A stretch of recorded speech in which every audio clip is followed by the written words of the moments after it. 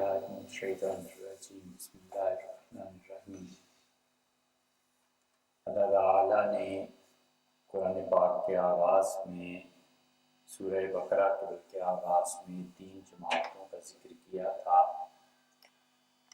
مسلمانوں کا، کافروں کا، اور یا یہ کہیے کہ منافقین کا، یا بعض لوگوں کا خیال یہ ہے کہ اللہ تعالیٰ یہودیوں کے متعلق یہ آیات نازل فرما رہا تھا، اور پھر اس کے بعد 2 مثالیں بھی تھیں۔ ایک مثال ان لوگوں کی تھی جو پھر بھی اسلام کے نسبتاً قریب تھے، یا یہ کہ جب وہ ایسی باتیں سنتے تھے خدا کی رحمت کی، مسلمانوں کے بندے کی، تو ان کو ایک طرح کا سہارا مل جاتا تھا کہ وہ اسلام کے قریب آئیں۔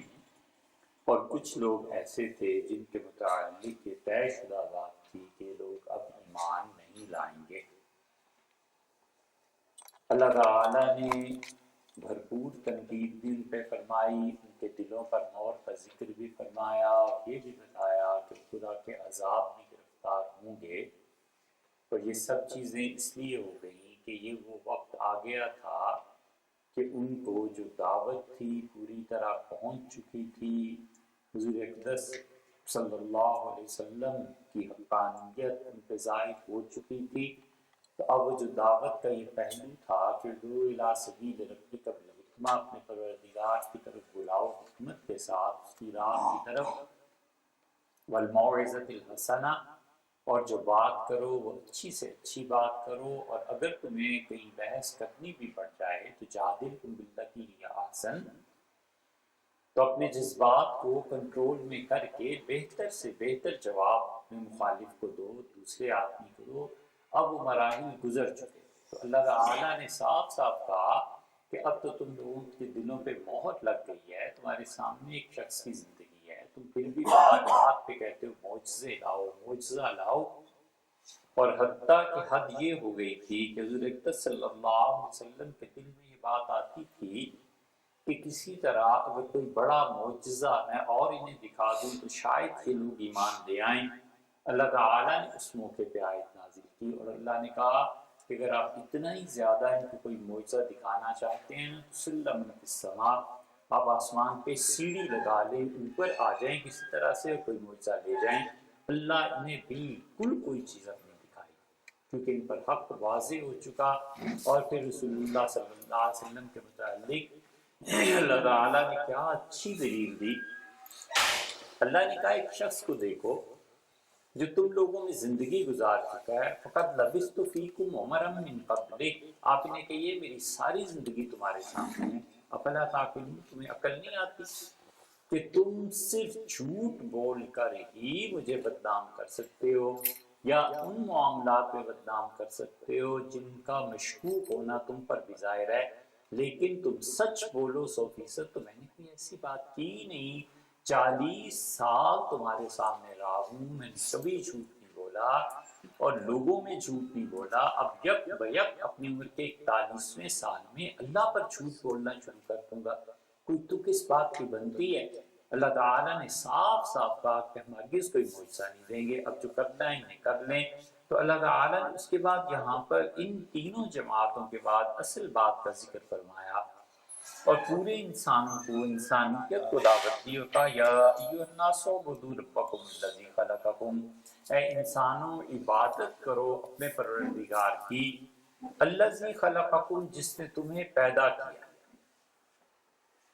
شروع اصل بات یہاں سے اب ہوگی کہ تم جو آئے ہو دنیا میں، تو اللہ کی اصل غرض و غایت یہ تھی کہ اللہ تعالیٰ چاہتا ہے اس کی عبادت کی جائے۔ اللہ کی صفات میں سے کچھ صفات ایسی ہیں جو صفات اللہ کی اپنی ذات کے متعلق ہیں، اور اللہ کی وہ 8 صفات ایسی ہیں کہ ان صفات کا ضد، اس کے اگینسٹ، اس کے برخلاف کوئی چیز قائم نہیں کی جا سکتی۔ مثلاً حیات ہے، زندگی ہے، اللہ کی صفت ہے، اب اللہ ایسا تھوڑی ہے کہ موت آ جائے۔ اسی طرح قدرت ہے، اللہ ہر چیز پہ قادر ہے۔ اب اس کے مخالف میں اگر آپ دیکھیں تو وہ تعطیل ہے، معطل ہو جانا ہے، مفلوج ہو جانا ہے، بیکار ہو جانا ہے۔ اللہ ایسا نہیں ہے، اسی طرح سما ہے یعنی سننا، تو اللہ سنتا ہے۔ حضرت ابراہیم علیہ السلام نے فرمایا کہ ان ربی لسمیع الدعا، اور بلا شبہ میرا پروردگار ان دعاؤں کو سنتا ہے۔ انبیاء علیہ السلام اپنی اپنی امتوں کو اللہ کے ساتھ، رب کے ساتھ جو ان کا تعلق تھا اس کو وہ واضح طور پر بتاتے رہے کہ تم مجھے تنہا نہ سمجھو، تم جو کچھ میرے ساتھ کر رہے ہو نا، میرے پیچھے ایک اور بھی بڑی طاقت ہے، تم میری بات مان جاؤ، وگرنہ وہ طاقت اگر تمہارے مقابلے میں آ گئی تو پھر کوئی بھی کچھ نہیں کر سکتا۔ اسی لیے آپ یہ جملے دیکھیں، حضرت ابراہیم علیہ السلام نے کہا ان ربی لسمیع الدعا، میرا پروردگار، میرا رب وہ ہے جو دعاؤں کو سنتا ہے۔ حضرت ہود علیہ السلام نے اپنی قوم سے خطاب کیا اور انہوں نے کہا ان ربی رحیم ودود، میرا پروردگار تو وہ ہے جو بار بار رحم کرتا ہے، خطا کاروں کو معاف کرتا ہے اور بہت محبت کرنے والا ہے۔ ایک نبی علیہ السلام نے اپنی قوم سے کہا ان ربی علی کل شیء حفیظ، میرا رب تو وہ ہے جو ہر چیز کی حفاظت کرتا ہے۔ شعیب علیہ السلام نے غالباً فرمایا، اپنی قوم کو سمجھایا اور کہا ان ربی علی صراط مستقیم، میرا پروردگار بالکل صحیح راستے پر ہے، وہ جو کچھ اس نے بھیجا ہے یہ بالکل ٹھیک وہ چیز ہے جو خدا کو مطلوب ہے، لہٰذا تم سے یوسف علیہ السلام کی باری آئی، ان کا ان ربی لطیف لما یشاء، میرا پروردگار تو وہ ہے کہ جب کوئی کام کرنا چاہے تو بالکل باریکی سے، خاموشی سے، کائنات میں کسی کو پتہ بھی نہیں چلتا اور اپنا منصوبہ پورا کر دیتا ہے، کسی کے وہم و گمان میں بھی نہیں آتا کہ خدا کی یہ منصوبہ ہے، اور اللہ ایک آدمی اس کو اتنا تباہ کر دے یا اس سے کام لے لے، وہ خاندان اکھڑ جائے یا وہ خاندان اللہ کے یہاں مقبول ہو جائے۔ تو انبیاء علیہ السلام یہ کہتے رہے، اور اصل بات وہ اللہ کی صفات کی۔ اسی طرح اللہ کی چوتھی صفت بصارت ہے، دیکھنا ہے، ظاہر ہے کہ خدا نابینا نہیں ہے۔ ایسے ہی علم ہے، علم کے مقابلے میں جہالت ہے، اللہ علم والا ہے۔ 8 صفات اللہ کی، حیات، قدرت، سمع، بصر، کلام، تکوین، ارادہ۔ اللہ ارادہ کرنے والا ہے، ایسے تھوڑی ہے کہ اس کو کوئی ارادہ ہی نہ ہو اور کائنات خود بخود چل رہی ہو۔ اس میں ان مشرک اقوام کا رد ہے اور خدا کی توحید ثابت ہوتی ہے، جو کہتے ہیں کہ اللہ نے ایک چیز بنا دی، اب آٹومیٹیکلی وہ چیز چل رہی ہے۔ ایک مرتبہ دھماکہ ہو گیا، اس دھماکے کے اثرات اس طرح پڑ رہے ہیں۔ اس حقیقت کی طرف حضرت رسالت پناہ صلی اللہ علیہ وسلم نے اشارہ فرمایا، اس کے ساتھ بتایا، آپ نے کہا کہ انسان کے حلق سے جو لقمہ اترتا ہے اور جو پانی کا گھونٹ وہ پیتا ہے، وہ اللہ سے اجازت طلب کرتا ہے کہ اللہ میں اس بندے کے حق میں شفا اور صحت بن جاؤں یا اس بندے کو تکلیف پہنچے، اور اللہ نے تمام گھونٹ اور تمام چیزوں کو اجازت دے رکھی ہے، اور پھر جس کو وہ کہہ دیتا ہے کہ تم نے اس کے لیے مشکل پیدا کرنی ہے، وہی پانی اور وہی کھانا کھاتا ہے اور اسی سے بیمار ہو جاتا ہے۔ تو ایسے تھوڑی کہ آٹومیٹیکلی انسان کی صحت، ایک ایک لقمہ، ایک ایک چیز اللہ سے اجازت طلب کرتی ہے، اور اللہ کی کچھ صفات ایسی ہیں جو اللہ کے ساتھ ہیں، مگر اس کے اظہار کے لیے، رسپانس کے لیے آگے کوئی چیز ہونی چاہیے۔ مثلا اللہ تعالیٰ رزق دیتا ہے، تو اگر یہ کائنات نہ ہوتی تو خدا کسے رزق دے؟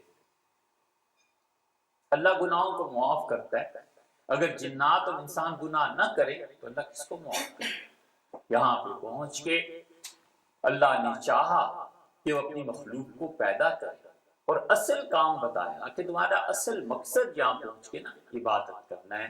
اب ہمارے لوگ ہے کسی حد تک بات تو درست، لوگ کہتے ہیں کہ لیکن اس کا بڑا برا استعمال لوگوں نے کیا۔ لوگ کہتے ہیں جی اب حلال رزق کمانا یہ بھی عبادت ہے، بالکل عبادت ہے، اس میں کوئی اختلاف نہیں۔ کہتا ہے جی کھانا کھا رہا ہوں، سو رہا ہوں، عبادت ہے، مگر اس نظریے کو لوگوں نے اس بری طرح استعمال کیا ہے کہ اس کے استعمال نے اسے بدنام بنا دیا ہے۔ یہ بالکل ایسے ہی ہے جیسے بچہ ہے کلاس میں کہتا ہے کہ سر میں واش روم سے وہ آؤں، وہ کہتے ہیں وہ آؤ، تو بھئی ایک ضرورت ہے اسے جانے، سر میں کھانا کھاؤ، لیکن آ کر پھر پڑھنا ہے۔ اب وہ جا کر واش روم میں بیٹھا رہتا ہے کہ ٹیچر جائے، کلاس ختم ہو تو پھر میں باہر جاؤں، تو وہ اس سے کوئی کہے کہ واش روم، وہ کہتے جی ضرورت تھی نا، کہ بھئی ضرورت تو تھی مگر تم نے اس چیز کا غلط استعمال کیا۔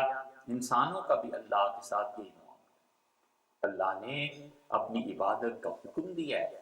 آپ اندازہ کیجئے، سورہ علم نشرح ہم سب پڑھتے ہیں، اس کے آخر پہ کیا آیا؟ اللہ نے حضور صلی اللہ علیہ وسلم سے کہا کہ زندگی میں ہر مشکل کے ساتھ آسان فَإِذَا فَرَغْتَ فَانْصَبْ، اور جب آپ فارغ ہو جائیں تو میری عبادت کیجئے، فَانْصَبْ، اتنی کہ ہلکی سی تھکن محسوس ہونے لگے۔ نصبہ کا عربی میں مطلب یہ اتنی عبادت کیجئے جب آپ فارغ، کس چیز سے فارغ ہو جائیں؟ حضور صلی اللہ علیہ وسلم زندگی کا ایک لمحہ خدا کی عبادت تھی نا، کس چیز سے فارغ ہو جائیں؟ مطلب مفسرین کہتے ہیں کہ جب آپ پبلک میں ہوتے ہیں، لوگوں کو دعوت دیتے ہیں، اس کے بعد جب تنہائی آپ کو ملتی ہے نا، تو کھڑے ہو کے نماز پڑھیے، عبادت میری کیجیے، روزہ رکھیے، تاکہ ہلکی ہلکی تھکن محسوس ہونے لگے۔ یہ عبادت اس درجے کی ضروری چیز انسانوں کے لیے رکھی گئی ہے۔ وَإِلَىٰ رَبِّكَ فَارْغَب، اور اپنے رب سے لو لگائیے۔ اب اللہ سے لو لگائیے، اللہ سے لو لگانے کا مطلب کیا ہے؟ وہ تو حضور صلی اللہ علیہ وسلم ساری زندگی اس کے باوجود کہا عبادت کیجئے۔ اسی لیے اس آیت پہ جو لوگ عمل کرتے تھے نا، متقدمین پرانے حضرات، وہ کہتے تھے، وہ لوگ پوچھتے تھے آپ کتنے نفل روزہ؟ میں 10 نفل روز پڑھتا ہوں، ایک پارہ تلاوت کرتا ہوں، 500 نفل، 400 نفل، میں ہر ہفتے 2 روزے رکھتا ہوں۔ اب بھی آپ حرمین شریفین جائیں تو پیر اور جمعرات کو وہاں لوگ دسترخوان بچھا رہے ہوتے ہیں، سب کے بعد مسجد نبوی میں بھی اور حرم شریف میں بھی، اسی کو لوگ روزہ رکھتے ہیں۔ اب ہمارے یہاں کھلی چھٹی ہے، کوئی عبادت نہیں، نفل پڑھنا تو درکنار، فرض ہی نہیں کوئی پڑھتا، تو پھر بھی کہتے ہیں یار جو کر رہا ہوں اللہ کی عبادت، یہ ہے یار عبادت، لیکن رسول اللہ صلی اللہ علیہ وسلم سے زیادہ کس کے اوقات عبادت ہوئی؟ اس کے باوجود خدا کہتا ہے جب آپ پبلک سے فارغ ہو جائیں، دین کی دعوت پہنچا دی، کچھ وقت مل گیا، اب نماز پڑھو، سبح بحمد ربک حین تقوم، اور جب تم اٹھو اپنے پروردگار کی 2 چیزیں بیان کرو، تسبیح بھی اور حمد۔ اسی لیے فقہا کہتے ہیں، مفسرین کہتے ہیں کہ جب آدمی سو کے اٹھے تو اللہ نے کہا حین تقوم، جب تم اٹھو تو پھر کیا کرو، تو ایک تسبیح اور حمد، یعنی جب اٹھ کے بیٹھو بستر سے، سو کے اٹھے ہو، تو پہلا جملہ تمہاری زبان سے نکلنا چاہیے سبحان اللہ و بحمدہ، سبحانک اللہم و بحمدک، تسبیح اور حمد دونوں کو ملا کے اللہ نے کہا حین تقوم، جب تم کھڑے ہو، جب تم اٹھو تو اس وقت اللہ کی حمد اور اس کے ساتھ ساتھ تسبیح دونوں کو ملا کے بیان کرو۔ اسی یہاں کہا یا ایھا الناس اعبدوا، لوگوں اپنے رب کی عبادت کرو، جس کام کے لیے تم اصل میں بھیجے گئے ہو، عبادت، اطاعت، بندگی۔ عبادت کی ایک تشریح تو وہ تھی جو سورہ فاتحہ میں گزری، عبادت اللہ کی 2 طرح سے ہوتی، اور اس 2 طرح کی عبادت کے نتیجے میں 3 چیزیں اس کے ریزلٹس آنے چاہیے۔ اگر کسی انسان کی عبادت 2 بنیادوں پہ مشتمل نہیں، یا وہ سمجھتا ہے 2 بنیادوں پہ مشتمل ہے، اور اس کے ریزلٹ میں 3 چیزیں نہیں آتی، تو اسے اپنی عبادت پر غور کرنا چاہیے۔ ہم سب لوگ عبادت، خدا کی اطاعت، نماز، روزہ، تلاوت اپنے اپنے بساط کے حد تک سب لوگ کرتے ہی ہیں، لیکن سوال یہ پیدا ہوتا ہے اس کے ریزلٹس اپنی زندگی میں کیا ہے؟ اللہ کہتا ہے ان الصلاۃ تنہی عن الفحشاء والمنکر، لوگوں نماز منع کرتی ہے، روک دیتی ہے آدمی کو کہ وہ فحاشی کے کام نہ کرے، والمنکر، اور جو ناپسندیدہ حرکتیں ان میں حصہ نہ لے۔ ایک آدمی نماز بھی پڑھتا ہے اور اس کی زندگی میں فحاشی بھی ہے، ناپسندیدہ حرکتیں بھی ہیں، تو یہ نماز پڑھ رہا ہے کہ ٹکریں مار کر کیا رہا ہے؟ اس کی نماز کا رزلٹ کیوں نہیں سامنے آ رہا؟ آدمی نماز پڑھتا ہے، ان چیزوں سے آہستہ آہستہ اس کا دل اچاٹ ہونے لگتا ہے کہ نہیں یہ چیزیں ٹھیک نہیں، چھوڑو یار دفعہ۔ اس کا مطلب ہے کہ اس کی نماز اس کی روح پہ اثرات کو مرتب کر رہی ہے۔ اس کا مطلب یہ ہے کہ اس کی نماز اسے انسانیت کی طرف آہستہ آہستہ کھینچ رہی ہے۔ ورنہ جو نماز بھی پڑھے پھر یہ چیزیں بھی ہوتی رہتی تو ایک چیز خالی باقی ہے، یہ کر لے وہ کر لے، اللہ نے اختیار دیا۔ بالکل اسی طرح اللہ کی عبادت کی بنیاد یا تو خوف ہے، اور اللہ کی عبادت کی بنیاد یا اس کی محبت۔ اللہ حاضر و ناظر اور پروردگار عالم کی محبت اس کے ہونے کا احساس دلاتی ہے۔ اللہ اتنا ظاہر ہے، اتنا ظاہر ہے، اتنا زیادہ اللہ تعالیٰ پر ایمان ظاہر میں ہے کہ اندھے کو بھی اللہ نظر آتا ہے، اور وہ اتنا چھپا ہوا ہے کہ ساری کائنات کی نظروں سے چھپا ہوا ہے، حتیٰ کہ انبیاء علیہ السلام کی نظروں سے چھپا ہوا ہے۔ اس کے کرشمے، اس کی قدرت، اس کے واقعات، عروج و زوال قوموں کا آدمی اگر دیکھے نا تو سمجھ آ جاتی ہے کہ اللہ کی ذات ہے، اتنا کھلا ہوا۔ اسی لیے سورہ رحمان میں بار بار وہ فزکس کی چیزوں، طبیعت کو بیان کرتے ہیں، ان چیزوں پر غور کرو۔ تم دیکھتے نہیں ہو کیسے ہم نکالتے ہیں موتی کو اور اس کو، تم دیکھتے نہیں کیا اس کائنات رزق ہم کیسے دیتے، تم دیکھتے نہیں ہو ہم پھولوں کو کیسے اگاتے۔ اللہ نے فرمایا اور تم دیکھتے ہو انار کو، دیکھو یہ ہماری نشانیوں میں سے ہے، کیسے دانے پہ دانہ سجا ہوا اور چڑھا ہوا ہوتا ہے، پھر اس میں جو جو چیزیں ہوتی ہیں تم نے کبھی غور نہیں کیا یہ سب چیزیں کیسے، اتنا ظاہر ہے کہ اندھے کو بھی نظر آئے، اتنا چھپا ہوا ہے کہ انبیاء علیہ السلام کی آنکھ بھی نہ دیکھ سکے۔ یہ محبت اور خوف کہ جب وہ نہیں ہے اس کا خوف موجود ہے، اور جب وہ ہے تو اس سے محبت موجود ہے، اس کے ہونے کا احساس یہ انسان کو صحیح چیز پر رکھتا ہے، کیونکہ تصور جب احساس کی صورت میں بدلتا ہے تو یقین بن جاتا ہے۔ آپ کا تصور ذرا چھوئے نا تو اس تصور نے احساس پیدا کیا کہ آگ ہوتی کیسے، اب یقین آ گیا کہ آگ جلاتی۔ تصور ہے سردی اور برف کا، یہ تصور سے احساس کا سفر کرے اور برف پہ ہاتھ رکھ دے، اب یقین پیدا ہو جائے گا کہ برف تو ٹھنڈی ہوتی، سردی تو بہت لگتی۔ اللہ کا تصور اور پھر اس کا احساس ہونا، وہ احساس محبت دلائے تو بھی ٹھیک ہے، اس لیے کہ جب محبت ہوتی ہے پھر اس سے باتیں کرتا ہے، پھر دلی دل میں اس سے مانگتا ہے۔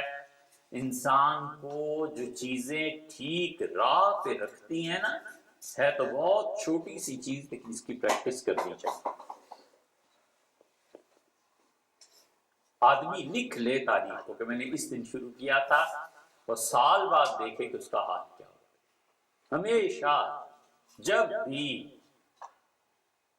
کاموں سے فارغ ہو جائے، رات سونا ہی ہے نا، نیند کے لیے جو لیٹتا ہے 2 منٹ 4 منٹ 10 منٹ بعد نیند آتی ہے، 1 منٹ کے بعد نیند آتی، جس کا بھی معمول ہے اس میں اللہ سے باتیں کرنی چاہیے، بس اتنا کرے، سارے کاموں کو سمٹا کے ذہن فارغ ہو گیا ہے، بس اب اللہ سے بات شروع کرے، کہ پروردگار کیا باتیں، اللہ کی تعریف کرے، اللہ آپ نے مجھے یہ چیز بڑی مہربان ہے، بڑی عنایت ہے، اللہ یہ مشکل تھی زندگی میں پھنس گیا۔ پھر اگلے دن اللہ بہت گناہ ہو گئے، معافی تو یار اب گناہوں کی ڈیٹیل میں نہ زیادہ جائے، کیونکہ گناہ کی لذت پھر لائے گی آدمی کو کہ گناہ کرو، لیکن اجمالاً اللہ سے معافی، اللہ معاف کرنا، اللہ یہ غلطی ہوگی، اللہ یہ غلطی ہوگی۔ اگلے دن انسانوں کے حقوق کا کہ کس کس کا حق مجھ پہ ہے، رب میرے ماں باپ کا بڑا حق ہے، میں نے ادا کر، اللہ اولاد کا حق ہے، اللہ یہ ہے، اللہ یہ، اللہ یہ۔ اگلے دن کوئی اور کام بات شروع کر دے۔ یہ جو 5-7 منٹ ہے نا، یہ اللہ کی محبت کی بنیاد بن جاتے ہیں۔ سال بعد دیکھے تو پھر اسے پتا چلے گا کہ وہ اندر ہی اندر سارا دن اللہ سے باتیں کرتا رہتا ہے، فرصت ہی نہیں ملتی، اللہ ہی سے بات کرتا رہتا ہے۔ یہ محبت کے ساتھ اللہ کی پریزنس ہے، اور جب گناہ اور غلط چیز ہے پھر خدا کا خوف آ جاتا ہے۔ وہ خدا کا خوف بھی ضروری ہے، اگر اللہ کا خوف نہ ہو تو پھر دنیا میں فرعون ہی فرعون ہے۔ جس کو خدا کا خوف نہیں ہے، آپ ان کی ہسٹری اٹھا کر دیکھ لیں، ان کی باتیں اٹھا کر دیکھ لیں کہ وہ کیا تھے اور کیا ہو گئے اور کتنا ظلم انہوں نے برپا کیا۔ اللہ کے خوف کے علاوہ کوئی چیز ایسی نہیں ہے جو انسان کو ظلم سے باز رکھ سکے۔ حقیقت یہ ہے کہ بس اللہ ہی کا خوف۔ اسی لیے اللہ ایک جگہ قرآن میں کہتا ہے کہ انہوں نے زمین میں فساد مچایا اور انہوں نے کہا کہ من اشد منا قوہ، ہم سے بڑھ کر اس زمین پہ کس کے پاس طاقت ہے۔ اولم یروا ان اللہ الذی خلقهم، انہوں نے کبھی غور نہیں کیا کہ جس رب نے انہیں پیدا کیا ہوا اشد منہم قوہ، وہ طاقت میں ان سے بڑھ کر۔ وہ گرفت میں ان سے بڑھ کر. اسی لیے اللہ کہتا ہے ایک جگہ پہ کہ وہ شدید المحال، لوگوں خدا بہت زبردست پکڑ والا ہے. ہم یجادلون فی اللہ، یہ لوگ میرے بارے میں جھگڑتے ہیں کہ میں اس کائنات میں ہوں کہ نہیں ہوں، میرے بارے میں کہتے ہیں. تیسری جگہ کہتا ہے کہ انبیاء علیہ السلام نے کہا فی اللہ شک، اے ظالموں تمہیں خدا کے بارے میں شک ہے کہ کائنات میں ہے یا نہیں. فاطر السماوات والارض، اس نے آسمانوں اور زمینوں کو بغیر کسی سابقہ ہسٹری کے پیدا کیا ہے. اس کا ارادہ دیکھو، اس کی قوت دیکھو. تو عبادت ان دو بنیادوں پہ اگر انسان کی عبادت جاری رہے، خوف سے بھی اور محبت سے بھی، تو اس کے 3 ریزلٹس نکلنے چاہیے. اگر نہیں نکلتے تو پھر آدمی غور کرے کہ میں خدا کی عبادت میں کون سی چیز کم ہے، میری شخصیت ایسی کیوں نہیں ہے. اس کا پہلا اثر انسان کے مزاج پر یہ پڑتا ہے کہ انسان اپنی زندگی میں بے رغبتی اختیار کر لے. اس کی زندگی سمٹ کے صرف ضروریات تک محدود ہو جاتی ہے. بس ایک کمرہ ہے، ایک گھڑی ہے، فرض کر لیں اس کی ضرورت ہے. اب 10 گھڑیاں لائے اور لگائے، ضرورت کے تحت تو لگائے سو لگائے، باقی کہتا ہے مجھے اب کوئی دلچسپی نہیں. بس زندگی میں زہد پیدا ہو جاتا ہے. اور زہد نام اس کا نہیں ہے کہ آدمی تارک الدنیا ہو جائے، زہد نام ہے کہ تارک حب دنیا ہو جائے. دنیا کی محبت دل سے نکل جاتی ہے. اچھی سے اچھی چیز کشش کو دیتی، کہتا ہے کیا کرنا ہے، اچھا بچوں تم لے لو، کوئی لے لے، پیسے لے لو، کوئی چیز نہیں. اسی لیے حضور صلی اللہ علیہ وسلم سے کسی نے ایسا سوال پوچھا جو دنیا میں ہر آدمی کہتا ہے کہ میرے پاس. اس کا اللہ کے رسول کوئی چیز بتائیں کہ اللہ بھی مجھ سے محبت کرے اور لوگ بھی میری عزت کیا کریں، لوگ بھی محبت کریں. کیسے کام کی چوٹی کی بات سے آپ نے وَذْهِبْ بِمَا فِي أَيْدِي النَّاسِ، جتنی چیزیں لوگوں کے پاس ہیں نا، اپنے آپ کو اس سے بچانا. مانگنا کچھ نہیں، لینا ہی کچھ نہیں. لوگ تو اس سے محبت کریں گے. جب لوگوں کو پتا ہوتا ہے کہ مولوی صاحب نے چندہ لینا ہے تو کہتے ہیں یار پھر مل دیں گے. اور جب پتا ہوتا ہے اسے بھی لینا ہی نہیں، دینا ہی نہیں، لینی ایک نہ دینی، تو کہتے ہیں یار بالکل ٹھیک، ملنا چاہیے. جب پتا ہوتا ہے لوگوں کو کہ اس سے پیسے اگر دینے بھی ہیں تو اس چیز پہ خرچ کرنے ہیں جو پبلک کے لوگوں کے، ہمارے سب معاشرے کے کام کرتے ہیں، بسم اللہ یار ضرور آئیں، ہم پیسے دیتے ہیں، بالکل کام. جب پتا ہوتا ہے کہ اس سے اپنے ذاتی خزانے پر کرنے ہیں، لوگ بھاگتے ہیں. بس ہت دن فرمایا لوگوں کے پاس جتنی چیزیں ہیں نا اس پہ رجھانا نہیں ہے، اپنے آپ نظر کو ادھر نہیں پھیرتے. قرآن بھی یہی کہتا ہے. اللہ فرماتے ہیں کہ وَلَا تَتَمَنَّوْا مَا فَضَّلَ اللَّهُ بِهِ بَعْضَكُمْ عَلَىٰ بَعْضٍ. جو میں نے فضیلتیں دی ہیں نا ایک سے بڑھ کے ایک کو، کسی کا عہدہ کچھ ہے تو کسی کا عہدہ کچھ ہے، کسی کی کوٹھی کیسی ہے، کسی کی کوٹھی کیسی ہے. ہم نے جس شخص کو تم سے بڑھ کر دیا ہے نا، وَلَا تَتَمَنَّوْا، اس کی تمنا بھی نہ کرنا، نگاہ اٹھا کر نہ دیکھنا کہ اسے کیا ملا. اللہ کہتا ہے خبر مت دیکھو دوسروں کو. اس کے پاس کون سی، میرے پاس یہ گاڑی، اس کے پاس کیسی کوٹھی، میرے پاس اس کا بینک بیلنس، میرا بینک، اس کا عہدہ میرا. اللہ کہتا ہے وَلَا تَتَمَنَّوْا مَا فَضَّلَ اللَّهُ بِهِ بَعْضَكُمْ عَلَىٰ بَعْضٍ. ہم نے جو ایک کے مقابلے میں دوسرے کو زیادہ نعمتیں دے دی ہیں، نگاہ اٹھا کر نہ دی. آدمی گویا اللہ سے کہتا ہے کہ اللہ کیا کروں، آخر دنیا ہے، آخر دل ہے، آخر نگاہیں ہیں، کریں کیا. اللہ کہتا ہے چھوڑ دو اسے، بس اللہ من فضل، مجھ سے مانگو کہ میں اپنا فضل تم پہ بھی کروں. لوگوں کی چیزیں سامنے آنے لگے تو حل یہ ہے کہ مجھ سے مانگنا، میں اپنا فضل کروں گا. چھوڑو لوگوں کو کیا لینا ہے اور کیا دینا. اس لیے عبادت دو چیز، خوف اور محبت. اس کے رزلٹ، پہلا رزلٹ یہ نکلنا چاہیے کہ آدمی، اور اس سے کہا اللہ کے رسول پھر اللہ کیسے محبت کرے. حضور صلی اللہ علیہ وسلم ورع، تقوی اختیار کرو، اللہ تم سے محبت کرے. لوگوں کی محبت حاصل کرنی ہے، ان کی چیزوں سے نظریں پھیر. اللہ کی محبت چاہیے، فرمایا تقوی اختیار، ورع ہے، تقوی ہے۔ تقوی کیا ہے؟ آدمی مشکوک چیز سے بھی بچتا ہے۔ آدمی کہتا ہے شک ہے، چھوڑو یار اس کو، پتہ نہیں جائز ہے نہ جائز ہے، اس میں پڑھنا ہی نہیں چاہیے۔ شک ہے، پتہ نہیں کہ اس آدمی کو زکوٰۃ کی ضرورت بھی ہے یا نہیں ہے، مانگتا ہے، دے دے کہ چلو یار ہوگی ضرورت، اللہ کے لیے یہ کام کر دیتے ہیں، ٹھیک ہے اللہ کے لیے دے دیتے ہیں۔ آدمی جتنا سیف سائڈ پہ اپنے آپ کو اللہ کے لیے رکھتا ہے، اللہ اتنا ہی بندے کے ساتھ۔ دوسرا، عبادت کا لازمی نتیجہ یہ نکلنا چاہیے کہ اس آدمی کا کردار مجاہدانہ ہونا چاہیے۔ عبادت اللہ کا بھروسہ پیدا کرتی ہے، سٹیپس لے سکتا ہے، آگے بڑھ کے سٹیپ لیتا ہے، کہتا ہے یہ کام کرنا ہے، بالکل کرتا ہے، دن رات کھپا دیتا ہے اپنے آپ کو اس کام میں۔ یہ عبادت کا لازمی نتیجہ ہے۔ وہ ایسے جیسے ہیرے، اس دنیا کی مثال ایسے جیسے ہیروں کے پہاڑ ہیں اور خدا نے بھیجا ہے۔ خدا کہتا ہے جتنے ہیرے سمیٹ سکتے ہو نا سمیٹ لو، میرے پاس آؤ گے یہ ہیرے تمہیں کام آئیں گے۔ آدمی کہتا ہے بڑے سے بڑا کام کیوں نہ کروں یار، اللہ راضی ہو، اللہ خوش ہو، پبلک کے لیے کام، محلے کے لیے کام، گلی کے لیے کام، اپنے خاندان کے لیے کام۔ اور جتنی نیکی کرتا ہے نا، اس ساری نیکیوں میں اس انسان کو اللہ کے علاوہ کسی سے غرض نہیں، کچھ کرتے رہیں اللہ ہے، بس اللہ کے لیے کرنا ہے۔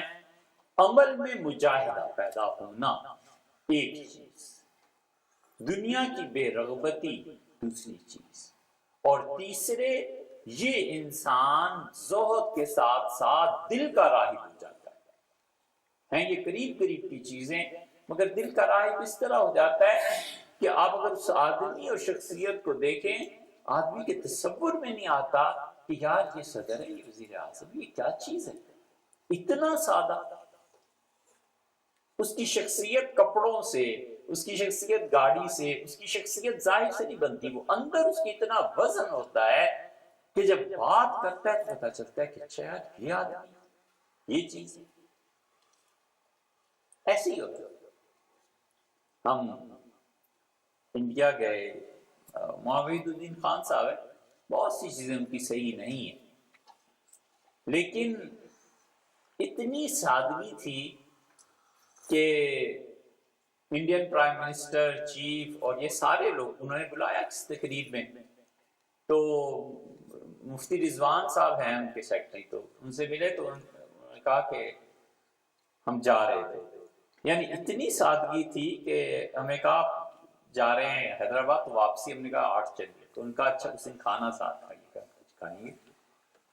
تو اتنی سادگی تھی، جس آدمی کا نام دنیا میں گونج رہا تھا، وہ آئے، ایک رومال میں 2 روٹیاں اور کریلے پکے ہوئے تھے سامنے رکھے، ایک روٹی ہمیں دی، کہنے لگی، اور لوٹے میں پانی لے آئے، کہنے لگے پانی پیجیے، دیکھیے اللہ نے کیسی نعمتیں دی۔ ایسے سادہ آدمی، اور مفتی رضوان مجھ سے فرمانے لگے کہ حالت یہ ان کی کہ ان کو انڈیا کا سب سے بڑا ایوارڈ ملنا تھا، تو جب جا رہے تھے تو راستے میں ہماری نگاہ پڑی، ہم نے کہا اپنی شلوار الٹی پہن لی، کہنے لگے وہ خیال ہی نہیں رہا، تو ہم نے کہا کہ آپ چلیں گھر بدلے، کہنے لگے نہیں کیا ضرورت ہے، ننگا تھوڑی ہو رہا ہوں، بس ٹھیک ہے، کسی کے لیے کیا کرنا ہے۔ اسی حالت میں سٹیج پہ گئے، پرائم منسٹر اور چیف اور فلاں فلاں سارے نیچے بیٹھے، اور کہا کہ ہمیں آشیرواد دیجیے، ہمارے سر پہ ہاتھ رکھیے، ہاتھ رکھا، جو بات کہی تھی چل پڑے، کہنے لگے کون سا کسی نے نکال دیا ہے، جو بات کہنی ہے سو کہتے ہیں۔ یہ جو مزاج میں سادگی آ جاتی ہے نا، پھر یہ کسی کے بتانے اور ہٹانے سے بھی نہیں ہٹتی، دل ہی ایسا ہو جاتا ہے کہ بس ٹھیک ہے، سادہ زندگی۔ اسی لیے حضور اقدس صلی اللہ علیہ وسلم نے فرمایا یہ کوششوں سے بھی چیز نہیں آ جاتی، یہ طبیعت ایسی ہو جاتی ہے۔ آپ نے کہا جس کی طبیعت ایسی بن جائے گی نا کہ اسے ظاہر کی ان چیزوں سے بے رغبتی ہو جائے گی، تو قیامت میں اللہ جنت کے بہترین جوڑے اسے دے گا اور کہے گا جو تیرا جی چاہے ہے۔ یہ بشارت دی ہے رسول اللہ صلی اللہ علیہ وسلم نے اس بات پہ کہ اس کی طبیعت میں ایسی سادگی آ گئی ہے کہ آدمی جان نہیں سکتا یہ کس عہدے کا آدمی ہے، اپنے کام میں لگا۔ یہ اس عبادت کا اثر تیسرا ہے۔ یا پھر فرمایا کہ تم میں سے کوئی آدمی کسی کو کفن پہنائے گا تو اللہ تعالیٰ اس کے لیے 100 جوڑے اس کی موت کے بعد رکھے گا کہ کسی ایک کو پہن لے، تو نے میرے بندے کو کفن۔ اسی لیے رسول اللہ صلی اللہ علیہ وسلم کفن میں بہت اہتمام فرماتے۔ ایک مرتبہ جا رہے تھے، ایک کافرہ عورت مری پڑی تھی، بہت افسوس کا اظہار کرنا، اب میں اس بیچاری نے کیا قصور کیا ہے، فوج والوں نے اسے مار، کس نے مارا ہے اسے؟ اور پھر فرمایا اس کو کفن پہناؤ اور اس کو زمین میں قبر میں دفناؤ۔ ایک اور جگہ جا رہے تھے، کوئی اور مرا ہوا، فرمایا کفن پہناؤ، اس کو زمین میں دفناؤ، اور اس طرح مناسب کافر ہو یا مومن ہو، کفن پہنانا دوسروں کو بہت بڑی عبادات میں سے ایک عبادت ہے۔ تو اس لیے خوف پہ یا محبت سے اللہ کی عبادت کا اثر یہ نکلنا چاہیے کہ دنیا سے دل سرد ہو جاتا ہے، آدمی اپنی زندگی کو ضروریات تک محدود کر لیتا ہے کہ یہ ضرورت ہے، بس اس ضرورت سے زائد کوئی چیز زندگی میں ہے، پھر غور کرتا رہتا ہے کیا کیا چیز ہے میرے کمرے میں جو ضرورت سے زیادہ ہے، کہتا ہے بچوں تم لے جاؤ، تمہاری عمر ہے، تم لوگ رکھو، مجھے اس سے کوئی انٹرسٹ نہیں رہا۔ یہ عبادت کے اثر، اسی لیے اللہ کہتا ہے لوگوں عبادت کرو، اللہ کی خلقکم، جس نے تمہیں پیدا کیا، یہ دلیل دے دی۔ اب عبادت کے ضمن میں گویا یہ بھی بتا دیا کہ یہ تم نے عبادت کرنی ہے نا، عبادت اس چیز کا نام نہیں ہے جو تم اپنے پاس سے پیدا کر رہے ہو۔ عبادت کھلی چھپی نہیں ہے۔ اگر عبادت انسان کی اپنی خواہش پہ ہو تو ہندوؤں کی عبادت بھی ٹھیک ہے، جو 10-10 انچ اور 1-1 فٹ ناخن بڑھا لیتے ہیں بھی عبادت ہے۔ ہندو کھڑا رہتا ہے گرمی میں بھی اور سردی میں بھی، وہ بھی پھر عبادت ٹھیک ہوگی، پھر ہر ایک نہیں۔ یہ بات عبادت وہ ہے جو نبی بتا دے کہ یہ عبادت ہے۔ نبی اگر نہ بتائے اور نبی علیہ الصلوۃ والسلام یہ کہہ دیں کہ عبادت نہیں ہے تو عبادت نہیں ہے۔ عبادت کا پیمانہ نبوت متعین کرتی ہے کہ یہ عبادت ہے۔ اسی لیے صحابہ کرام رضی اللہ عنہ میں سے کچھ لوگ ایسے تھے جو احادیث میں آتا ہے کہ اپنی خواہشات، جنسی خواہشات کی وجہ سے پریشان رہتے تھے کہ کسی گناہ میں پڑ جائیں۔ تو 3 آدمی جمع ہوئے، سیدنا علی رضی اللہ عنہ، عثمان بن مظعون اور ایک اور۔ انہوں نے کہا کہ حضور صلی اللہ علیہ وسلم کی زندگی ہم سب کے لیے سب سے اچھی چیز ہے، ذرا چلو ان کی بیویوں سے پوچھتے ہیں کہ وہ کیا کہتے ہیں۔ اب وہ گئے، دروازے کھٹکھٹائے تو بیویوں نے کہا نبی صلی اللہ علیہ وسلم تم لوگوں جیسے ہی ہیں، کھانا بھی کھاتے ہیں، لیٹتے بھی ہیں، سوتے بھی ہیں، ہمارے قریب بھی آتے ہیں، نماز بھی پڑھتے ہیں، مسجد بھی جاتے ہیں۔ تو انہوں نے جو تصور قائم کیا ہوا تھا کہ حضور صلی اللہ علیہ وسلم تنہائی میں سوائے نماز کو کچھ کرتے ہی نہیں ہوں گے، وہ تصور کو ٹھیس لگی۔ اب کیا کرتے؟ اب انہوں نے آپس میں بات شروع کی، ان کا یار حضور صلی اللہ علیہ وسلم تو بخشے بخشائے، تو نہ بھی عبادت کریں تو بھی ان کا گزارا، مراد یہ کہ نفلی عبادت نہ کریں کوئی نہیں، اور ہم لوگ ایسے نہیں ہیں۔ ایک نے کہا اللہ کی قسم میں آئندہ سے سوؤں گا نہیں، رات بھر اللہ کی عبادت کروں گا۔ دوسرے نے کہا کہ میں خدا کی قسم ہے ہمیشہ روزہ رکھوں گا۔ تیسرے نے کہا میں کبھی بھی شادی نہیں کروں گا اور اپنے نفس پہ قابو پاؤں گا۔ ایک جگہ آتا ہے ایک آدمی نے قسم کھائی، اس نے کہا گوشت نہیں کھاؤں گا کیونکہ اس کی وجہ سے خواہشات سے۔ حضور صلی اللہ علیہ وسلم نے یہ ساری باتیں سنی، جب سنی تو ناراض ہوئے، بلایا ان لڑکوں اور آپ نے فرمایا دیکھو میں سوتا بھی ہوں، کھانا بھی کھاتا ہوں، میری بیویاں بھی ہیں اور میں عبادت بھی کرتا ہوں۔ تم میں سے جو شخص فطرت سے ٹکر لے گا وَلَن يُشَادَّ الدِّينُ هَذَا إِلَّا غَلَبَهُ، فطرت اسے پچھاڑ کر رکھ دے گی، فطرت اسے ڈھا دے گی زمین۔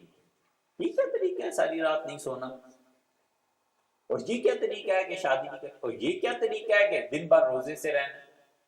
بالکل نہیں، تمہارا روزے رکھو، چھوڑ بھی دو، شادیاں بھی کرو، کھانا بھی کھاؤ، رات کو سو۔ حضرت سلمان فارسی رضی اللہ عنہ جو تھے اور حضرت ابو دردہ، یہ بھائی تھے، حضور صلی اللہ علیہ وسلم نے غالباً انہیں بھائی بنا دیا۔ سلمان فارسی رضی اللہ عنہ ایک دن کہنے لگے ابو الدرداء رضی اللہ عنہ کی بیوی سے کہ آپ کبھی اچھے کپڑے نہیں پہنتی، کیا وجہ؟ جب بھی دیکھتا ہوں ایسے ہی میلے کچالے کپڑے، ایسے ہی سیدھے سادے۔ انہوں نے کہا کہ جس کے لیے کپڑے پہننے ہوتے ہیں نا اسے ہی غرض کوئی نہیں۔ تو کہا اچھا میں آج رات آپ لوگوں کے پاس رہوں گا۔ تو انہوں نے کہا یہ تمہارے شوہر ابو الدرداء کیا کرتے ہیں؟ ان کا وہ تو رات بھر نماز پڑھتے رہتے ہیں۔ اچھا میں آج رات آپ لوگوں کے گھر رہوں۔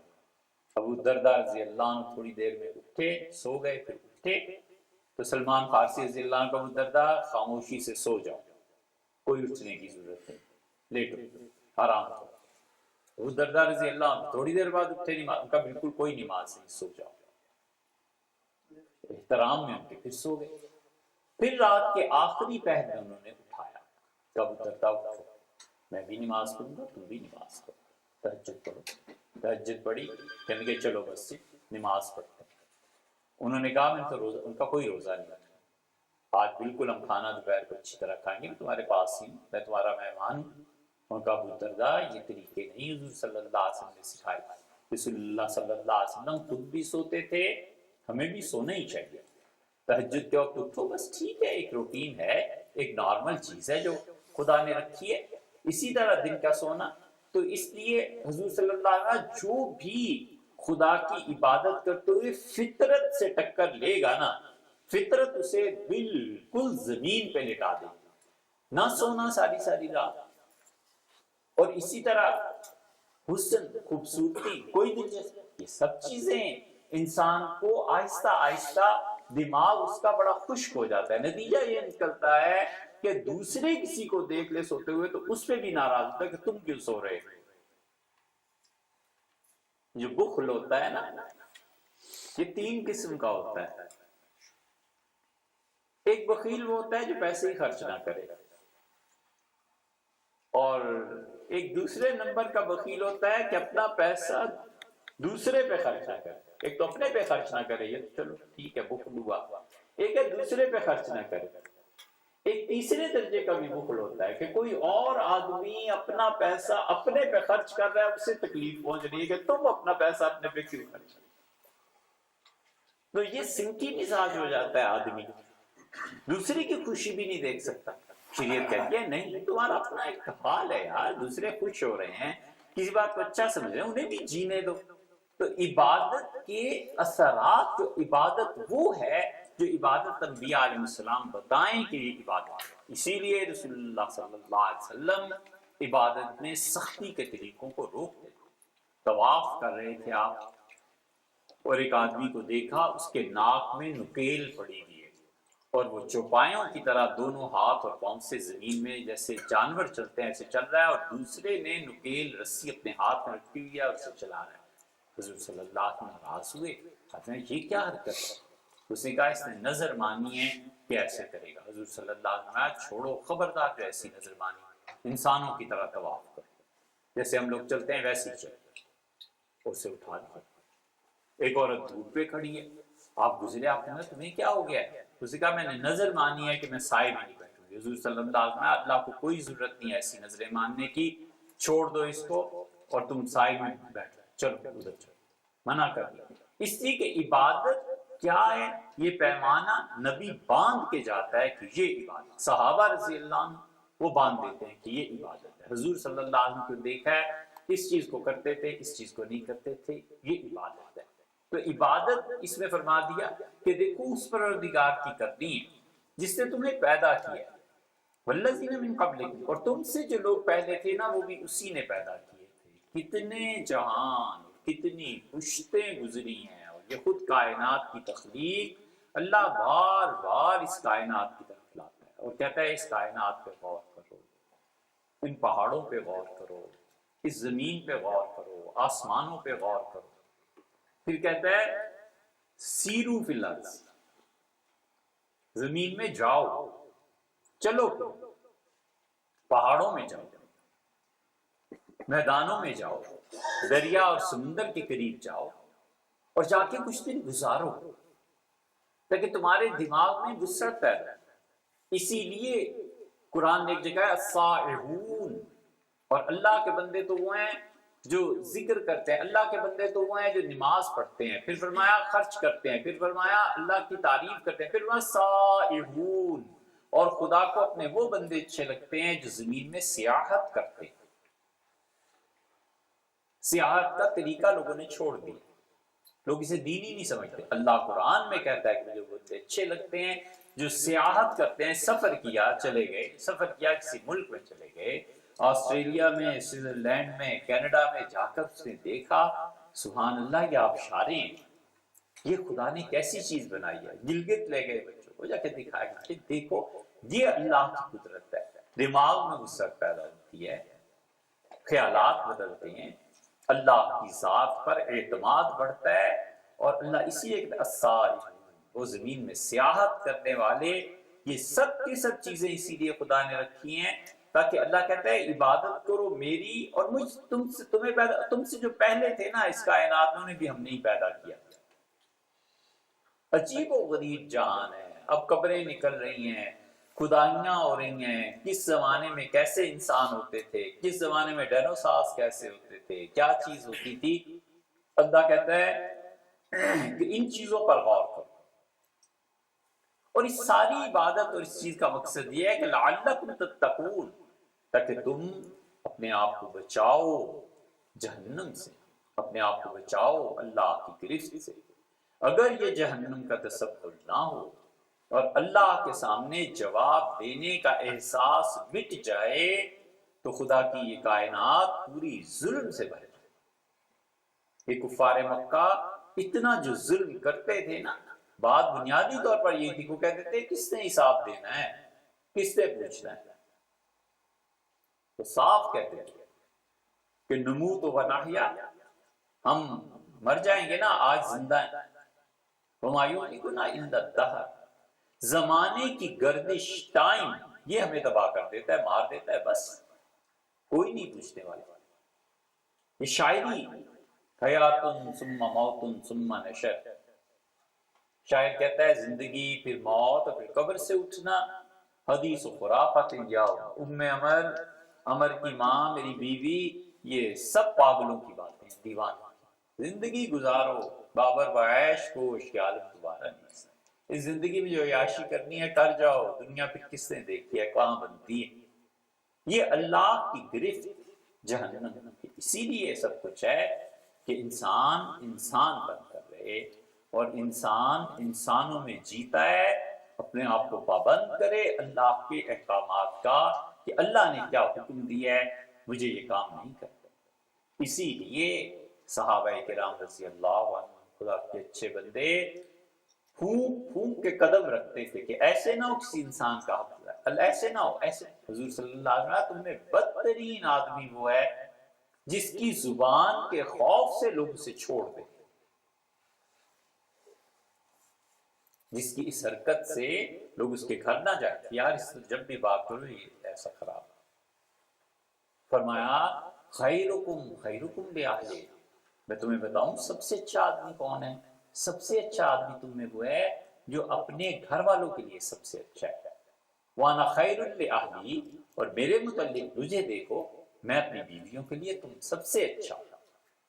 سب چیزیں حضور صلی اللہ علیہ وسلم کی اہلی ہیں. اتنا عمر کا فرق ہے حضرت عائشہ رضی اللہ عنہا سے, اور عید کے موقع پہ حبشی آئے ہیں مدینہ منورہ میں. وہ حبشی کیا کر رہے ہیں, ناچ رہے ہیں, وہ اپنے نیزے لے کے, اور جیسے تماشا جیسے ہوتا ہے. تو حضرت عائشہ رضی اللہ عنہا دلچسپی سے دیکھ رہی تھی.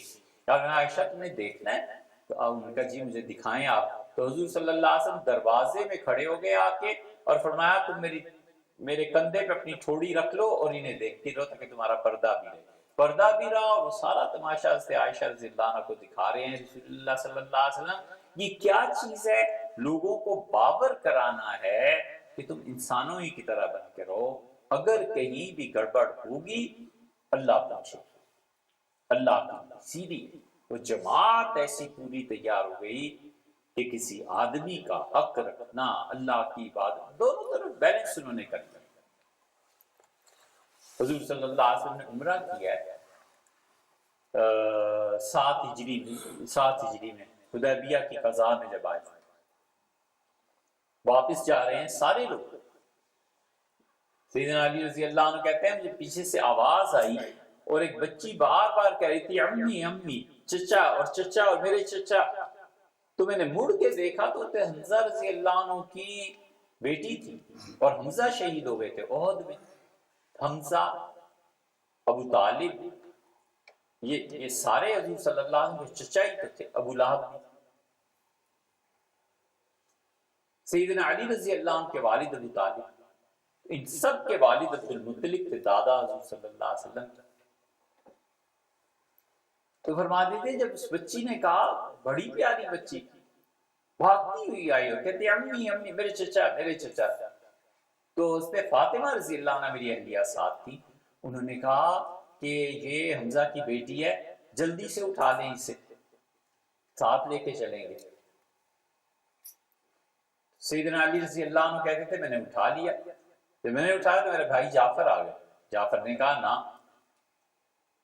علی، تم میرے بھائی ہو، ہم دونوں کا یہ رشتہ مشترک ہے، میں بھی چچا ہوں آپ بھی چچا ہیں، لیکن آپ کو پتہ ہے کہ میری بیوی اور اس کی ماں دونوں بہنیں، میری بیوی اس کی خالہ بھی ہے. بس زید رضی اللہ عنہ آگے، زید نے کہا حمزہ کو، اور مجھے رسول اللہ صلی اللہ علیہ وسلم بھائی بنایا تھا، میری بھتیجی ہے مجھے دو. اب تینوں اس پہ لگ گئے، کون بچی کو کفالت کرے گا. حضور صلی اللہ علیہ وسلم رکے اور دیکھا اور بچی کی بھی آواز سنی. تو آپ نے فرمایا علی، ان تینوں نے کہا اللہ کے رسول آپ فیصلہ کریں. حضور صلی اللہ علیہ وسلم، علی جہاں تک تمہارا تعلق ہے نا، تم اور میں اتنے قریب ہیں کہ تم میں ہو اور میں تم. انت منی و انا منک، میں تیرے سے ہوں اور تم میرے سے، مجھے تم اتنے اچھے لگتے. زید رضی اللہ عنہ کا کہ زید، میری جو اخلاقیات ہے نا لوگوں سے ڈیلنگ، یہ تم نے سیکھی ہے، تم اخلاق میں اتنے میرے قریب. اور جعفر رضی اللہ عنہ کا کہ جعفر، خالہ جو ہوتی ہے نا یہ ماں ہی کے برابر ہوتی ہے، تمہاری بیوی اس کی ماں ہی کی طرح لے جاؤ. یہ ایک بچی حضور صلی اللہ علیہ وسلم ایسی تو نہیں. آپ نے پوچھا کہ اللہ کے رسول سب سے اچھا گھرانہ کون سا ہے مسلمانوں کا؟ آپ نے کہا جس میں ایک یتیم بچے کی پرورش کی جائے. سب سے اچھا گھرانہ وہ ہے جہاں کوئی یتیم بچہ پل رہا ہے. اتنی بڑی بات فرما دی. فرمایا تم یتیم بچے کے سر پہ ہاتھ رکھتے ہو تو جتنے بال تمہارے ہاتھ کے نیچے آ جائیں گے اللہ اتنی نیکیاں تمہاری رکھے. یہ سب کیا ہے؟ یہ مبنی ہے اس تصور ہی پہ کہ اللہ کیا پہنچنا ہے، جواب دینا ہے. اگر خدا کا یہاں حساب و کتاب درمیان سے نکال دیا جائے تو رہ کیا گیا؟ اللہ کہتا ہے لعلکم تتقون، تاکہ تم بچو خدا کی گرفت سے. الذی جعل لکم الارض فراشا، اس اللہ کی ذات کو دیکھو جس سے زمین تمہارے لیے بچھونا بنا دی. ہر طرح کے نمونے. پوری زمین اگر دلدل کی طرح ہوتی تو کیا ہوتا، اور پوری زمین اگر سمندر کی مانند ہوتی تو کیا ہوتا، اور پوری زمین اگر فرش ہی فرش ہوتا، پہاڑ ہوتے ہی نہ تو کیا ہوتا. اللہ نے زمین کو پیدا کیا، اور اللہ کی ایسی چیزیں، آپ کو بھی اس پہ غور کریں. ایسی مثال کے طور پہ دو چیزیں عرض کرتے ہیں کہ سائنٹسٹ یہ کہتے ہیں کہ زمین جکڑی ہوئی ہے، اور اگر اس کی رسیاں کٹ جائیں، یعنی تنابیں اس کی کٹ جائیں، زمین کا شیشے ثقل سے باہر نکل جائے، زمین فری ہو جائے، 6 گھنٹے کے اندر اندر وہ کہتے ہیں جا کے سورج میں گرے، اور دنیا میں کوئی جاننے والا ہی نہ رہے کہ انسان نام کی کوئی چیز بھی تھی کہ نہیں. والشمس والقمر بحسبان، اور سورج اور چاند کو ہم نے باندھ کے رکھا ہے. ما کان للشمس ان ينبغي لها، سورج کی مجال نہیں ہے کہ میرا جو راستہ ہے اس سے میں نے جو طے کیا ہے سورج ذرا ادھر ادھر ہو سکے. حضور صلی اللہ علیہ وسلم فرمایا، یہ حدیث بڑی مشکل ہے سمجھ، لیکن الفاظ تو آدمی سمجھ ہی لیتا ہے. آپ نے کہا یہ سورج کو دیکھتے ہو یہ کدھر جاتا ہے؟ لوگوں نے کہا اللہ کے رسول ہمیں تو کچھ پتا ہے. فرمایا یہ چلتا ہے، اللہ کے عرش کے نیچے پہنچتا ہے، اور ٹھیک دوپہر کو سجدہ کرتا ہے اور کہتا ہے کہ اللہ آگے چلوں، اللہ کہتا ہے چلے جاؤ، اور اس کا سجدہ قبول ہو جاتا ہے. اور ایک دن آئے گا جب اس کا سجدہ قبول نہیں ہوگا، اور اللہ کہے گا بالکل نہیں، آج واپس جاؤ، اور یہ واپس پلٹے گا. اور آپ نے وہ دن ہوگا جب سورج مغرب سے نکلے گا اور اتنی طویل رات مشرق میں چھا جائے گی کہ 3 راتوں کے برابر ہو جائے گی، اور لوگ گھبرا کے اٹھیں گے اور بھاگ پڑیں گے کہ خدا بندہ صبح کیوں نہیں ہوگا؟ جب بھی ہوگا اللہ کا حکم۔ اللہ کہتا ہے چاند کو ہم نے باندھ کے رکھا ہوگا، زمین کو خدا نے اپنے خدا کے قبضے میں۔ اب کہتے ہیں زمین ٹلٹ ہے، تھوڑی سی جھکی ہوئی ہے، اور ٹلٹ نہ ہوتی تو اتنی برف باری، اتنی ٹھنڈک ہوتی کہ انسانی وجود ہی قائم نہ رہ سکتا۔ اب کوئی پوچھے کہ کسی نے اس کو ڈیزائن بھی تو کیا ہے نا، ٹلٹ کیا ہے تو ڈیزائن کیا ہے نا کسی نے، وگرنہ یہ خود بخود کیسے ہو جاتی ہے؟ عجیب و اللہ کہتا ہے زمین پر غور کرو۔ اسی لیے جو سیاحت کے متعلق کہا نا کہ سیاح جو پھرتے رہتے ہیں، صوفیہ ایک جگہ ٹھکانہ نہیں، پھرتے رہتے تھے، اللہ کی عجائبات اور نقشے دیکھتے۔ مخدوم جہانیاں جہاں گشت رحمت اللہ علیہ مشرقی پنجاب کے بڑے نا مغربی پنجاب کے بڑے مشہور صوفی ہیں، کہتے تھے کہ میں ایک مرتبہ جنگل میں ایسے ہی جا رہا تھا، گھوم رہا تھا، سیاحت کر رہا تھا، تو میں نے ایک بچھو کو دیکھا۔ بچھو بڑی تیزی سے جا رہا تھا، تو مجھے اندازہ ہوا کہ یہ بچھو کسی کام کے لیے جا رہا ہے، اس کی نارمل حرکت نہیں ہے۔ میں بچھو کے پیچھے چل پڑا، کہ چلتا رہا، ایک جگہ دیکھتا ہوں کیا کہ کوئی لڑکا کسی درخت کے نیچے لیٹا ہوا ہے اور منہ سے جھاگ بہ رہی ہے، میں سمجھ گیا شراب رکھی ہوئی ہے تو اس سے پی ہوگی، اور سانپ آیا اور اشتہا ہے اور اس نے پھن اٹھایا کسی کاٹے یا مارے، اور بچھو جھپٹا اور اس کو ڈس لیا اور اتنے ڈنک مارے کہ سانپ خود زخمی ہو گیا اور تڑپنے لگا۔ کہتے میں دیکھتا رہا، مر گیا، بچھو واپس چلا گیا۔ میں نے کہا الہی کیا چیز ہے؟ تو مجھ سے فرشتوں نے خواب میں کہا کہ تمہیں اس پہ تعجب کیوں ہے؟ میں نے کہا یہ سب کیا ہوا ہے؟ تو اس سے کہا اللہ تعالیٰ نے فرمایا ہے کہ اسے سمجھانا کہ جس نے نشہ کیا تھا نا، آخر یہ بھی تو میرے ہی بندہ ہے، اسے بچانا بھی تو میری ہی ذمہ داری ہے۔ کیا کیا چیزیں اس کائنات میں ہیں مگر انسان کی آنکھ۔ اللہ کہتا ہے زمین کو پہ غور، والسماء بناء، آسمان کو دیکھو، ہم نے چھت بنا دی ہے۔ آسمان کیسے بنایا ہے؟ اللہ ایک جگہ کہتا ہے بغیر عمد ترونہا، بغیر ان ستونوں کے بنایا ہے جنہیں تم دیکھ سکو، یعنی حقیقت میں ستون ہیں مگر تم دیکھ نہیں سکتے۔ دوسرا ترجمہ یہ کیا گیا ہے کہ بغیر عمد، ہم نے ستون ہی کوئی نہیں رکھا ترونہا جسے تم دیکھ سکو۔ مفسرین نے دونوں اس کی تفسیریں کی ہیں، ہم دیکھ پائیں یا نہ دیکھ پائیں۔ اس گنبد کو وہ چیلنج کرتا ہے، کہتا ہے حل تری من فطور، تم اس آسمان کو دیکھو، بار بار دیکھو، تمہیں کہیں کوئی اس میں شگاف نظر آتا ہے کہ اسے پھٹا ہوا ہے؟ اور پھر چیلنج کر کے کہتا ہے کہ خاص سے ام و ہوا حسیر، تمہاری نگاہ ناکام ہو کے تمہاری آنکھ میں واپس آ جائے گی اور تم میری آسمان کی بناوٹ میں کوئی عیب نہیں نکال سکتے۔ اللہ کہتا ہے ہم نے آسمان کو چھت بنایا ہے، اس پہ غور، وانزل من السماء ماء، اور ہم نے اوپر سے پانی نازل کیا۔ آپ اس پانی کے نظام کو دیکھیں، عجیب و غریب چیز، لوگ غور نہیں کرتے، وگرنہ اللہ کے ہونے کی یہ پانی بھی تو دلیل ہے۔ اگر اللہ اس زمین میں سمندروں کا پانی یہ سارے کا سارا میٹھا کر دیتا، یعنی پینے کے قابل ہوتا، تو میٹھا پانی اب چند دن رکھے اس میں خود سڑان پیدا ہو جاتی ہے، خود سڑ جاتا ہے پانی، اس پانی میں بو پیدا ہو جاتی ہے، اتنی بو پیدا ہو جاتی کہ زمین رہنے کے قابل نہ رہتی۔ اللہ نے بیسٹ پریزرور جو تھا نمک اس میں ملا دیا، بو کا علاج ہو گیا، نمک مل گیا، سمندر کے ذخائر نمک کے ساتھ بھر گئے، اب پانی پیا نہیں جاتا۔ سورج کو پیدا کیا، سورج چمکا، وپریشن ہوئی، جو بھاری چیز تھی نمک نیچے رہ گیا، پانی اوپر جا کے بادل بن گئے، اور اوپر سے برسا میٹھا پانی پینے کے قابل کے لوگ پیے۔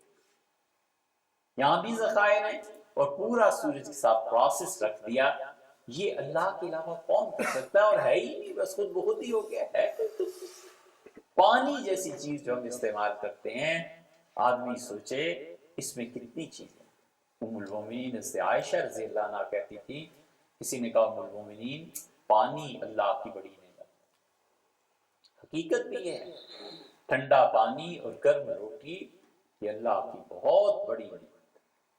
ہمیں چونکہ مسلسل ملتی رہتی ہے نا، ہم غور نہیں کرتے، ورنہ گرم روٹی اور ٹھنڈا پانی خدا کی بہت بڑی نعمت ہے۔ انسانی زندگی قائم ہے، معاشرہ قائم ہے، ٹھنڈی روٹی کھانے کو ملے اور گرم پانی پینے کو، تو سارے گھر میں ہمارے جو بھی ہم کریں، ہم جانتے ہیں ہم کیا کریں، اللہ کی کتنی بڑی نعمت ہے۔ ام المومنین رضی اللہ عنہ، حضرت عمر رضی اللہ عنہ گزرے اور انہوں نے بھی، حضرت عائشہ رضی اللہ عنہ نے کہا پانی خدا کی، اس سے کہا پانی بڑی نعمت ہے۔ ام المومنین رضی اللہ عنہ نے کہا پانی اللہ کی بہت بڑی نعمت ہے میرے بیٹے، سچ کہتے ہو، یہ پانی پینے کے بعد جسم سے نکل جائے یہ بھی اللہ کی نعمت ہے۔ ایک آدمی کو کوڑ ہو گیا تھا، حضرت عمر رضی اللہ عنہ گزرے اور کسی نے کہا امیر المومنین اس پہ کوئی خدا کی نعمت نظر نہیں آتی۔ انہوں نے اس کوڑ والے سے کہا کہ کھانا کھاتے ہو؟ اس سے کہا جی۔ فرمایا کھانا کھانے کے بعد جسم سے نکلتا؟ اس کا ہاں جی یہ بھی ٹھیک ہے نظام۔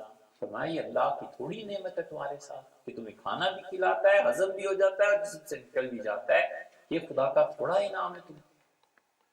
اس لیے اللہ کہتا ہے کہ اوپر سے ہم نے پانی کو نازل کیا اور پھر نازل ہی نہیں کیا، فاخرج به من الثمرات رزقا لکم، ہم نے اس پانی کے ساتھ زمین سے پھل پیدا کیے، زمین سے تمہارے لیے چیزیں پیدا کی ہیں۔ انظروا الی ثمرہ، اللہ کا اسی لیے قرآن میں کہتا ہے پھلوں کو دیکھو جب وہ پیدا ہوتے ہیں، وینعہ، اور پھلوں کو دیکھو جب وہ پکتے ہیں، جب ان میں رنگ پیدا ہوتا ہے، پھلوں کو دیکھو جب ان میں لذت پیدا ہوتی ہے۔ آپ کبھی امریکہ کا آم کھائیے اور یہاں کا آم کھائیے، آپ کو پتا چلے کہ لذت میں، ٹیسٹ میں کتنا فرق ہے۔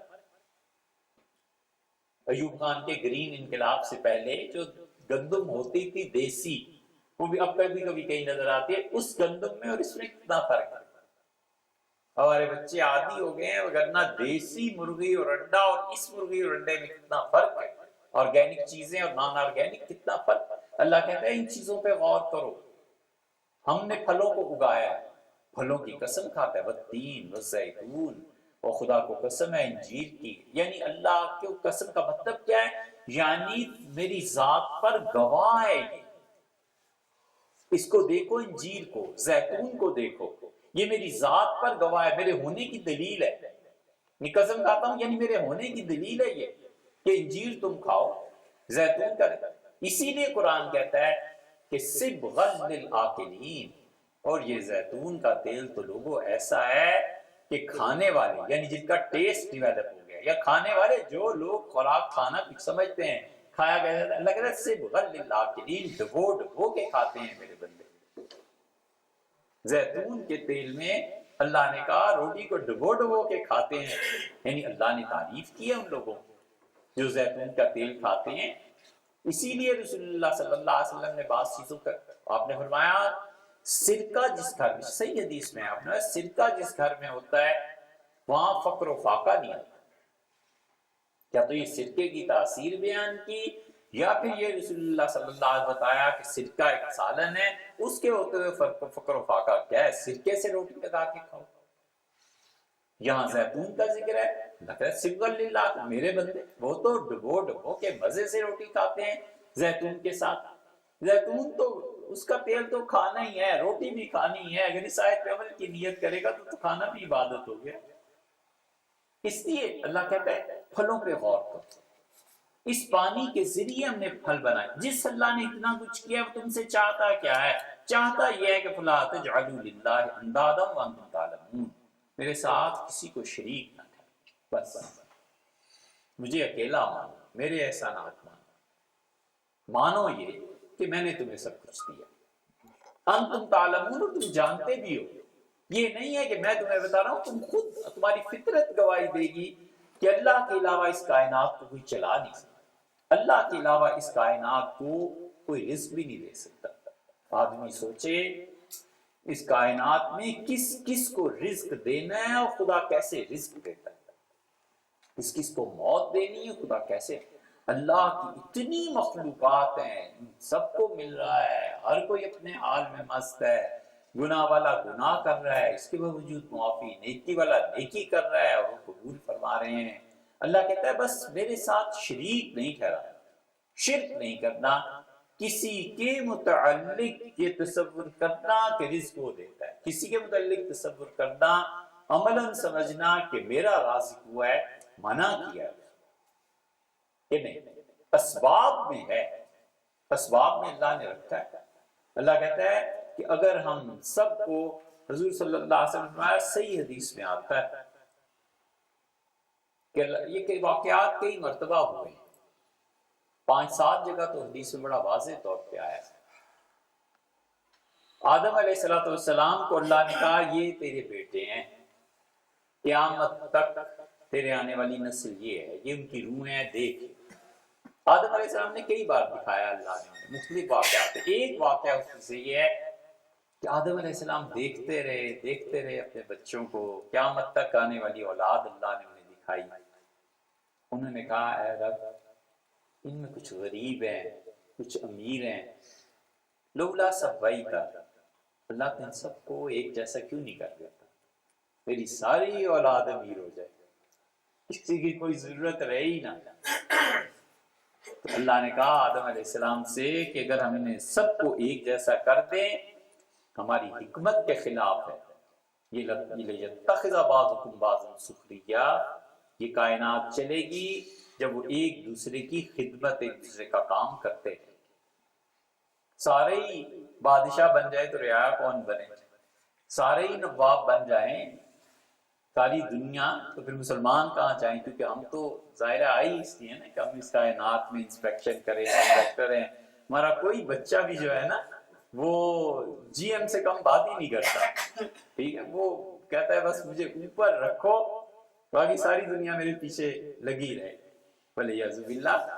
آدم علیہ السلام رب لولا سب، اللہ تم ساری میری اولاد کو امیر بنا دیتا، اللہ نے کہا نہیں، کہ دنیا چلے گی اسی وقت جب لوگ ایک دوسرے کا کام کریں گے، تو اس میں تو ہے کہ ایک آدمی دوسرے کے رزق کا سبب بنا، لیکن اصل میں اللہ ہی ڈالتا ہے اور اللہ ہی اس رزق کو دیتا ہے، اگر خدا نہ دے تو پھر کیا ہو۔ ہارون الرشید کے زمانے میں تنگی ہوئی، تکلیف ہوئی، خیمے میں رہتے تھے جنگل میں، بڑھیا نے کہا کہ جاؤ اور خلیفۃ المسلمین سے کچھ لے کے آؤ، یہاں پڑے ہوئے ہو، کچھ کھانے کو نہیں ہے، کوئی زمین میں بھی کچھ نہیں۔ جانے لگا بوڑھا، اسے کہا کوئی اچھی سی چیز لے جا، بادشاہوں کے یہاں ایسے نہیں جایا کرتے، کوئی تحفہ تحائف۔ اس نے مشکیزہ بھرا پانی کا اور اس نے کہا دیکھ اتنا اچھا پانی خلیفہ نے کب پیا ہوگا، کہاں ہوگا دنیا میں، میرے گاؤں کا پانی سب سے اچھا ہے۔ چلو چلے جاؤ۔ وہ لے کے آیا، بغداد پہنچا، اور اتفاق اس کے نصیب تھا کہ اس دن بغداد میں خلیفہ ایک جگہ نماز پڑھنے کے لیے رک گئے۔ تو لکھا ہے مورخین نے کہ وہ فوج کو جب پہلی مرتبہ اس نے دیکھا تو بڑا پریشان ہوا، اس کا فوجیوں تمہارا کیا کام، ان کا بادشاہ امیر المومنین ہے، اس کا کدھر، اس کا وہ مسجد ہے، کہ تم ان کا حفاظت کے لیے، تو اسے کسی کی منت کی کہ مجھے پہنچا دو، پہنچا دیا، تو اس سے مشکیزہ پیش کیا، اس کا امیر المومنین اس جیسا اچھا پانی آپ نے پیے ہی نہیں ہوگا زندگی میں، میرے گاؤں کے چشمے کا پانی، ہنسے، رکھ لیا، نماز شروع کر دی، یہ دیکھتا رہا پھر واپس چل پڑا۔ تو کسی نے کہا کہ تم کہہ رہے تھے بیوی نے بھیجا ہے اور خلیفۃ المسلمین ہے، یہ ہارون الرشید ہے، کچھ لے لو۔ اس سے کہا میں تو حیران ہوں، اس سے کیا مانگوں، تو ان کا کیا مطلب؟ اس سے کہا میں سوچتا تھا کہ اس کے پاس بہت کچھ ہے، لیکن نماز پڑھ کے یہ دیکھو خود اللہ سے مانگ رہا ہے، تو میرے خیال میں آیا کہ دینا اللہ ہی نے ہے تو میں کیوں نہ اس سے میں بھی مانگوں، اس کے پاس ہے کیا جب اس نے بھی اللہ ہی سے مانگنا ہے، تو مجھے کس سے روکا اللہ سے مانگنے سے؟ بیوی کو جا کے کہنے لگا بڑا سنا تھا نام اس کا، وہ خود بیٹھا اللہ ہی سے مانگ رہا، اس نے کیا دینا ہے کسی۔ یہ بھی ایک سوچ ہے نا کہ آدمی سوچتا ہے جب اللہ ہی نے دینا ہے تو پروردگار عالم سے کیوں نہ عرض کرے، اسی سے کیوں نہ مانگے۔ اللہ کہتا ہے میں سب کچھ دیتا ہوں، ایک کام میرے ساتھ شرک نہیں کرنا، وانتم تعلمون، تم پتہ ہے، تم جانتے ہو کہ میرے علاوہ کائنات میں کوئی نہیں دے سکتا، باقی آئندہ